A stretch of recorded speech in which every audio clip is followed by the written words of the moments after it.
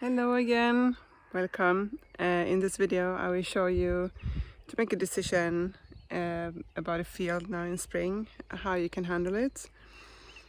This is what it looks like. This was corn last year, and we had carrots here. You can see they were still in the ground when it was frozen, and then we took them up and they kind of popped up and made marks in the soil. And we have a lot of white clover here and a lot of grass here. And this is the part where it's supposed to be carrots. So not all of the field looks like this. There are some nice parts of the carrot field as well. So this is where I'm gonna seed the first carrots, the spring carrots, where there are no weeds. Now just take this plastic and move it here, cover up these beds and let them stay for about 6 weeks. So you don't just cover up the beds to stop the weed from growing. You also cover the beds to let things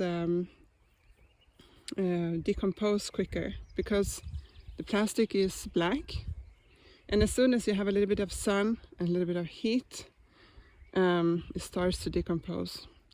And it doesn't really matter if you keep it on in the winter, for that matter. It's just to make sure the nutrients aren't washed away with the winter rain and snow. But now we start to have heat. It would definitely be warm, and as the soil is now wet, because the decomposition also needs a little bit of water in the process, can't be too dry, then nothing happens. So I will turn it, and I estimate in about 6 weeks it will be looking like up there, nothing, almost nothing. Well, I will have rests of the tough big ones, but I can easily just put them to the side in the aisles. And because I seed the carrots with a seeding machine and I can't have any roots, it will get stuck all the time.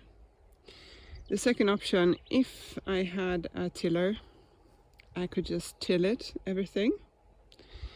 But then I would have massive amounts of small roots of quickweed and the clover everywhere, and they would just expand.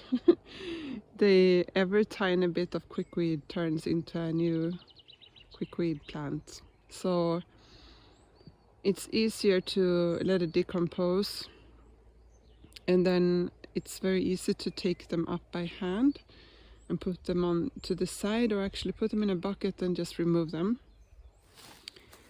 So that's what I will do, and I would have more like autumn carrots here.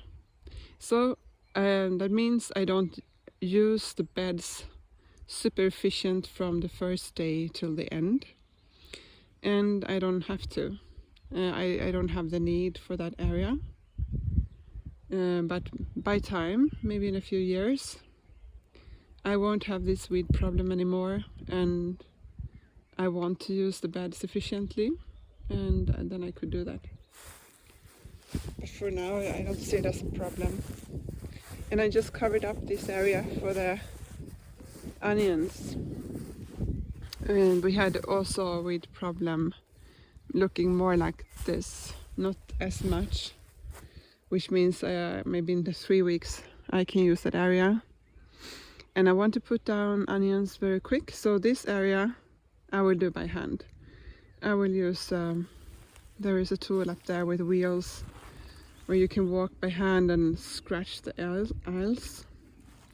And I will use a rake here and just lift up these weeds by hand. You know, these roots are long, very, very long. Yeah. I don't have too much geotextile with onions. I did grow onions in geotextile very successfully last year. I added extra kalium, and then I had for a 1 meter bed 6 rows, but let's say here 5 rows, and about 10 centimeters between the hole. And I put 1 onion down in each. Oh my god, they became so big. We also have had a good temperature and good rain mix, like it was rainy, sunny, and onions love a lot of rain, a lot of water. So we had like the perfect onions. I'm so happy because I never had awesome onions before. But here I hope for success this year as well. I will put a lot of love into the onions here. I hope. That's my intention. So, okay, that's it. Thank you for watching. See you. Bye bye.